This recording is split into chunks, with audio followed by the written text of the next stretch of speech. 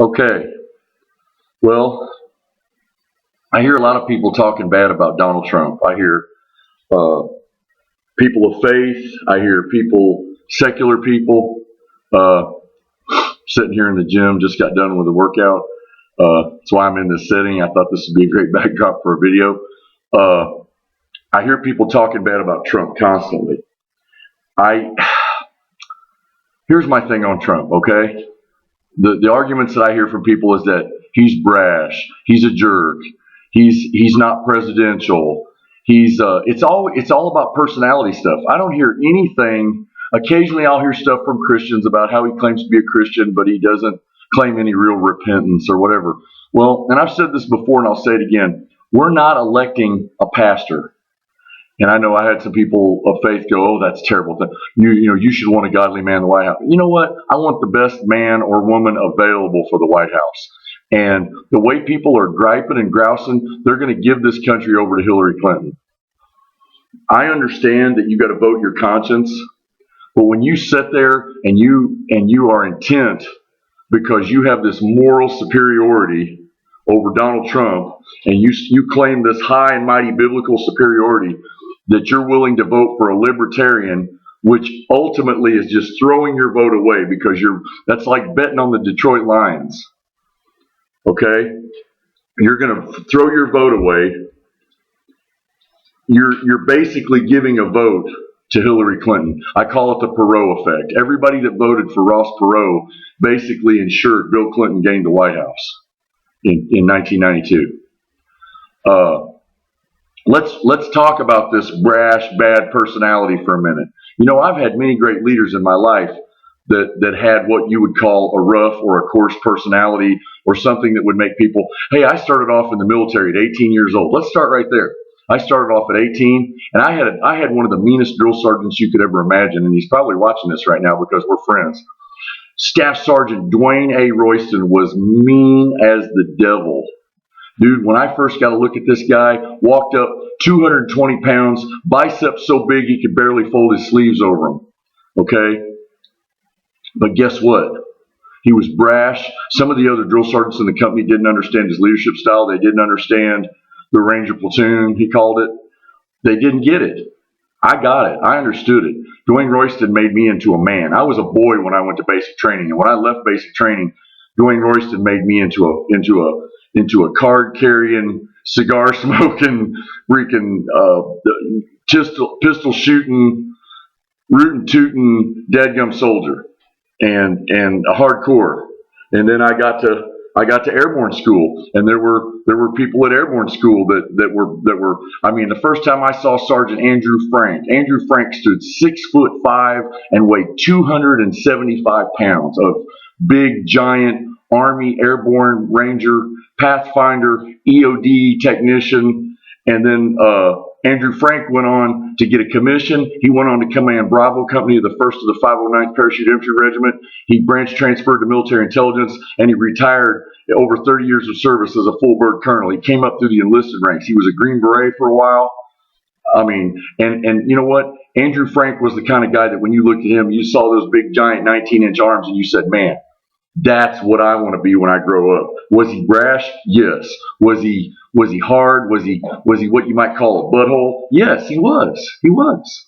Man, we loved him though. And then there was my airborne instructor, Staff Sergeant Jeff Howard. Man, Staff Sergeant Jeff Howard tore my butt up in airborne school. But you know what? I ran into him later as an E7 as a sergeant major, and there's nobody that I respect more in my career than these men.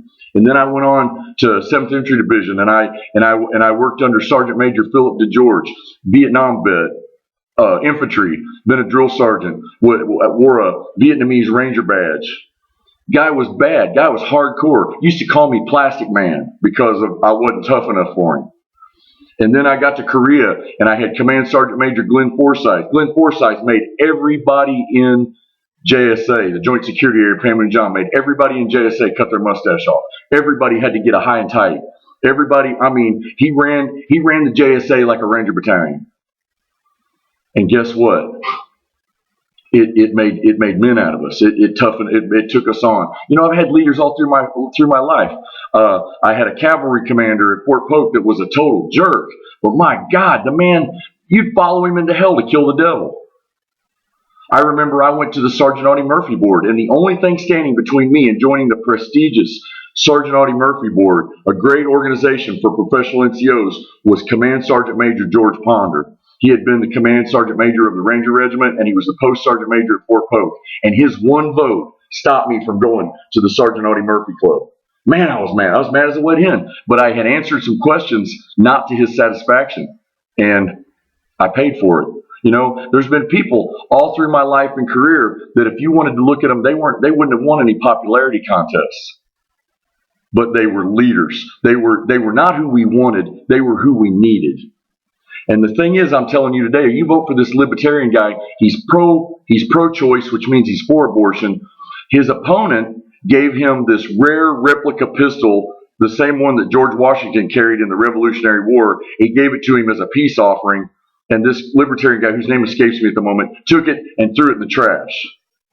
This was a collector's item. It was an olive branch given to him by his opponent. He threw it in the trash. And this is your champion. This is your champion of rights that you want to vote for instead of Donald Trump. It amazes me. There's a lot of Christian leaders that I respect that are behind Donald Trump. Robert Jeffress, I believe David Jeremiah. There's some others. Donald Trump is not the evil empire. He's not the Antichrist, okay? He's not going to take this country into nuclear war like Martin Sheen in the movie The Dead Zone. We're going to be popular again. Yeah, maybe popular. Maybe that's not the right word. We're going to be respected again in the world stage. Something we haven't been for a very long time. While the residents of Louisiana suffered through a terrible, horrible flood this weekend, our president played golf at Martha's Vineyard. Come on now, or Camp David, or wherever it is he goes to shoot the little ball through the hole. Come on. You know, we crucified George W. Bush because he wasn't in Hurricane Katrina within hours of it happening. But yet we allow this president to continue to orchestrate things from the White House that have no basis in law. And then we want to talk about Donald Trump like he's a dog and talk about how evil he is and how, you know, you've got Glenn Beck and you've got here in Little Rock, you've got Doc Washburn, who I totally respect. I love Doc Washburn. I love his radio show and everything. But I'm sorry, Doc, you're wrong. You're utterly and you're completely wrong. And you don't know good leadership when you see it. I know good leadership when I see it. And I'm telling you, Donald Trump is the person to lead this country out of the mess we're in. Okay, he bankrupted 4 or 5 companies out of over 500 companies that he runs. That's still a 90-some% success rate, which is better than I can say for the current sitting president. He's beholden to nobody. I'm telling you, if you put Hillary Clinton in the White House, and that's what you're going to do if you vote for anybody else, or you try to do some backdoor nomination, or you try to get Ted Cruz's nomination back, or you try to vote for some independent Mormon guy out in Utah, you're going to seal this country's fate. I'm telling you. Donald Trump might be brash, he might be rough, but Donald Trump is teachable. Donald Trump is a smart guy, he's an educated guy. He doesn't despise the military like other leaders in this country do. He doesn't despise the American family like other people in this country do.